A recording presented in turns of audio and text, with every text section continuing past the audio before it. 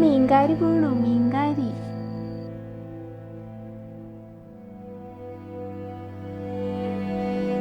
എന്നാടാ പറ്റിയത്?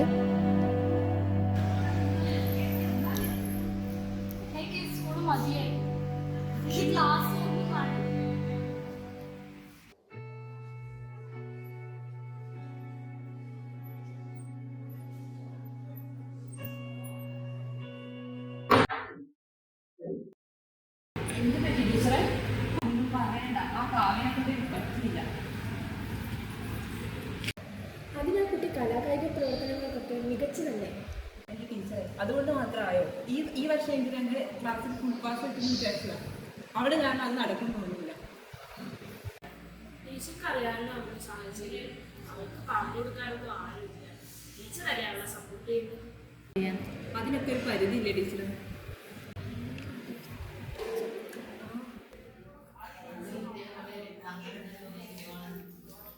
എന്താ മോളെ പറ്റിയേ?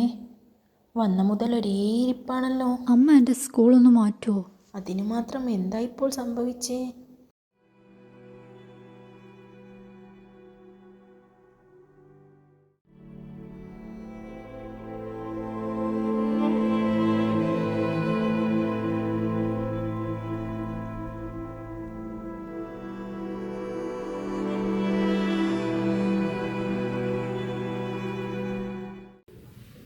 മോളിപ്പോ സമാധാനിക്കേ, അച്ഛൻ വന്നിട്ട് നമുക്ക് ശരിയാക്കാം.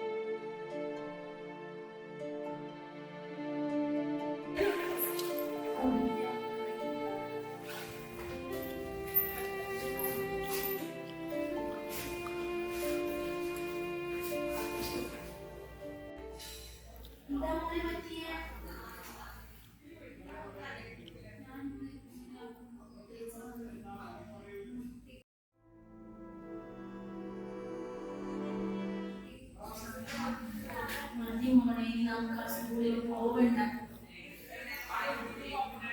ഇനി എന്താ ചെയ്യുന്നത്? മമ്മി എന്തെങ്കിലും വഴിയുണ്ടോ എന്ന് ആലോചിക്കട്ടെ.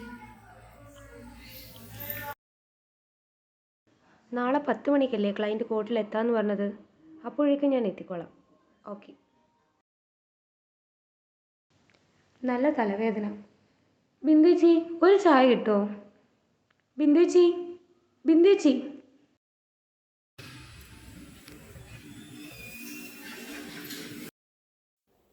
എന്താ വക്കീലേ, വിളിച്ചായിരുന്നോ? ഞാൻ എത്ര നേരമായി ബിന്ദുച്ചി വിളിക്കുന്നു. എന്തു പറ്റി? ഇതെവിടെ വെച്ചേ? ബിന്ദുച്ചി ഇങ്ങ് വന്നേ.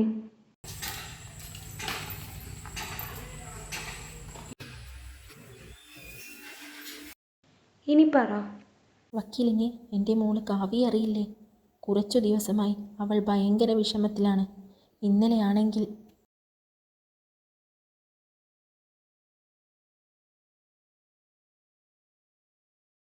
ഓ, ഇത്രയും പ്രശ്നങ്ങളുണ്ടായിട്ട് ഇപ്പോഴാണ് എന്നോട് പറയുന്നേ? ഇതിങ്ങനെ വിട്ടാൽ പറ്റില്ല.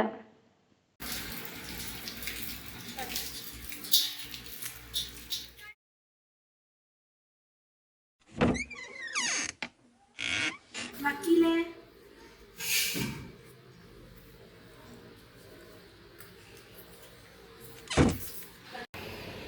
ഞാൻ പറഞ്ഞ കാര്യം എന്തായി? ബിന്ദു ചേച്ചി, ഞാൻ സ്കൂൾ മാനേജ്മെൻറ്റുമായി സംസാരിച്ചിട്ടുണ്ടായിരുന്നു. അപ്പോൾ സ്കൂളും ടീച്ചേഴ്സും എല്ലാം ടീന ടീച്ചറെ സപ്പോർട്ട് ചെയ്താൽ സംസാരിക്കുന്നത്. അതുകൊണ്ട് പോലീസ് സ്റ്റേഷനിൽ പോയിട്ട് വലിയ പ്രയോജനം ഉണ്ടാകുമെന്ന് എനിക്ക് തോന്നുന്നില്ല. ബിന്ദു ചേച്ചി പേടിക്കണ്ട, നമുക്കിത് കോർട്ടിൽ പ്രൊസീഡ് ചെയ്യാം. എല്ലാം വക്കീല് പറയുന്ന പോലെ.